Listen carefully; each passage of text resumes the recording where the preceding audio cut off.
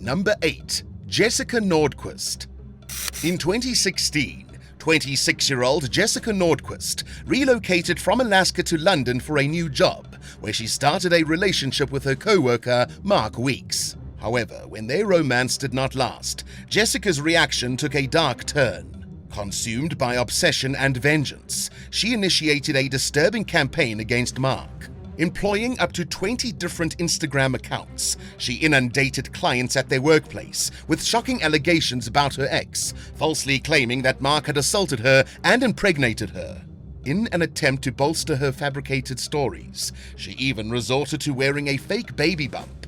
Jessica's relentless harassment escalated, deeply affecting Mark. He was bombarded with text messages from unknown sources, warning him that he was under constant surveillance. Living in constant fear, he became terrified of sleeping in his own home, a distressing impact of Jessica's malicious actions. In early 2017, Mark decided to involve the police. Law enforcement issued a warning to Jessica, instructing her to cease her harassment. However, just 3 months later, a new wave of terror struck when Jessica's friends, family, and colleagues, including Mark, received an alarming email.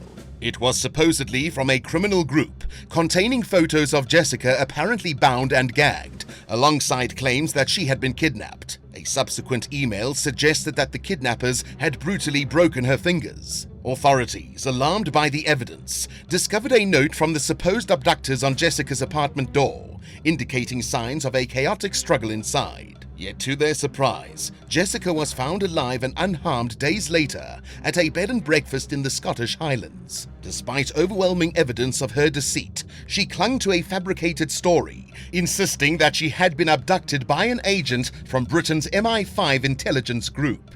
Despite multiple opportunities to confess, Jessica persisted in her falsehoods, leading to her trial.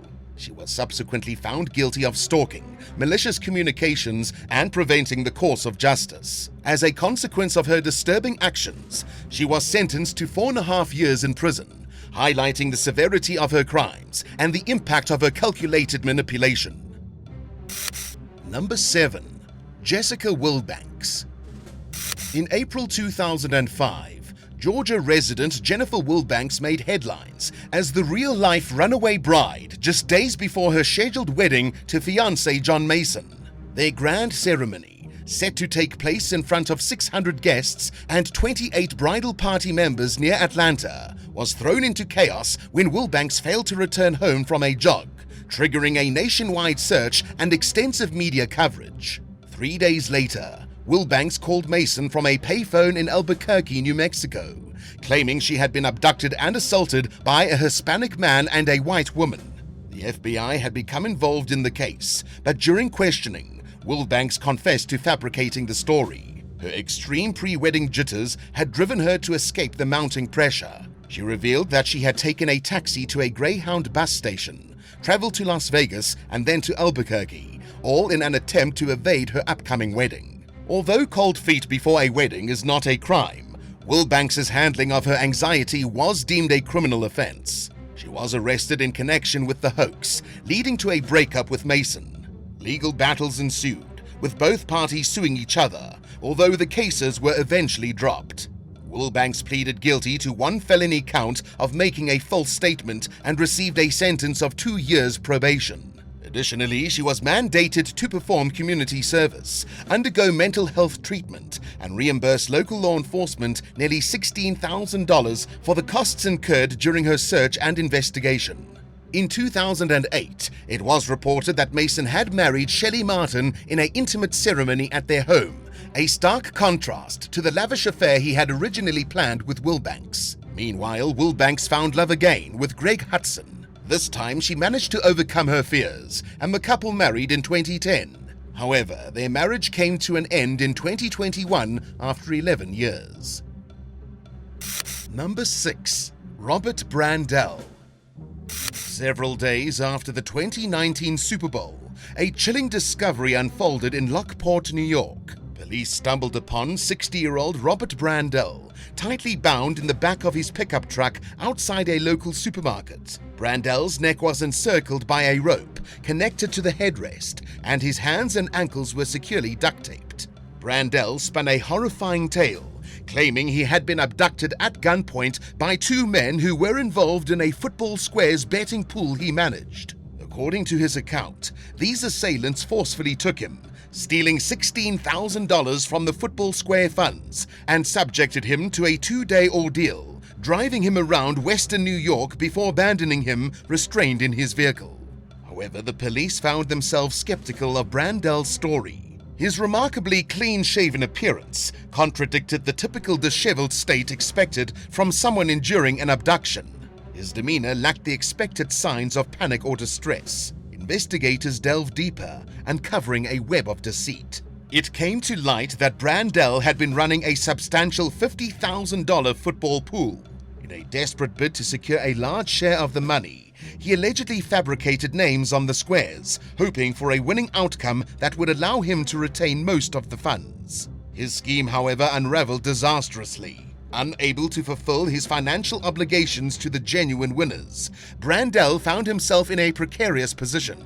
As a result of his actions, Brandt faced serious charges, including falsely reporting an incident and operating a fraudulent scheme.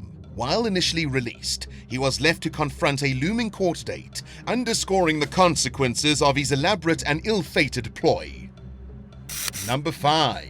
Sabrina Bletcher.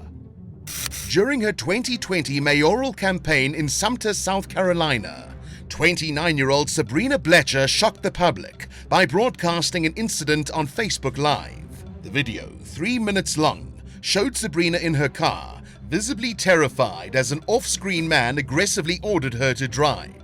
In the footage, she pleaded for help, claiming to have children, as the assailant verbally abused and physically assaulted her, striking her and wielding what appeared to be a metal bat.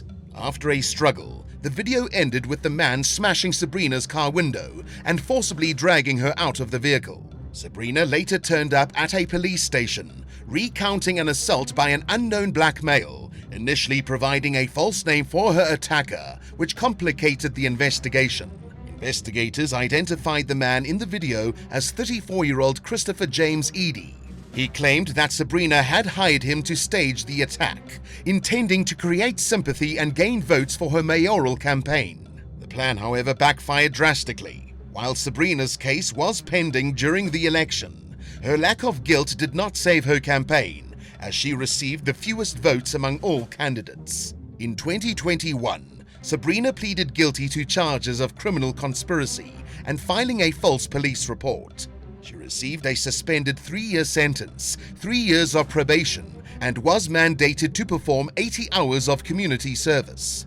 Following her sentencing, Sabrina vehemently maintained her innocence. In an interview with the Sumter Item, she claimed she pleaded guilty due to the pressure and criticism of the case's handling. Sabrina accused the police of inhumane treatment, alleging denial of basic necessities and mistreatment during a 6-hour interrogation. She even asserted a conflict of interest, alleging that the interrogating officer was a relative. Despite police denial of any familial relationship, Sabrina remained resolute in her claims, expressing intentions to pursue legal action against the city and the police for what she deemed inappropriate handling of her case. Number 4. Alicia Marie Garvin. In October 2020, a bizarre incident unfolded at a Sweetwater, Tennessee hotel involving 29-year-old Alicia Marie Garvin from Ohio. Garvin was accused of triggering fire alarms, sprinting through the hallways unclothed, and causing chaos at the Oyo Motel. The reasons behind her erratic behavior remained puzzling. Officer Brandon Kanzler responded to the disturbance at the motel, where blaring fire alarms greeted him. According to the front desk clerk, Garvin had been knocking on guests' doors, propositioning strangers for intimate encounters. Despite repeated requests to leave, she stubbornly refused.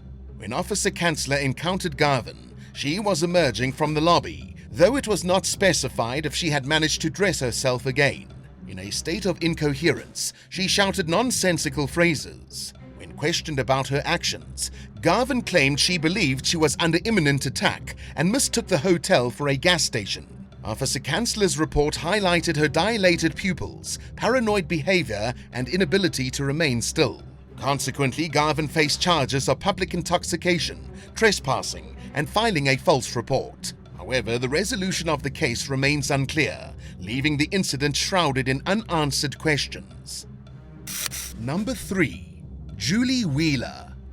In May 2020, West Virginia authorities were thrown into an investigation after receiving a call from Rodney Wheeler. He reported the apparent fall of his 43-year-old wife Julie from an overlook at Grand View State Park. The ensuing search effort involved hundreds of volunteers, skilled search and rescue teams, and law enforcement officers. Despite the deployment of police canine units on the ground and helicopters scanning the area from above, the search proved futile, with only Julie's shoe and cell phone discovered at the base of the cliff.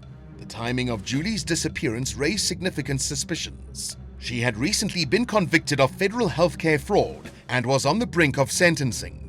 Law enforcement grew increasingly dubious, suspecting that Julie and Rodney had orchestrated her fall to evade the impending consequences of her conviction.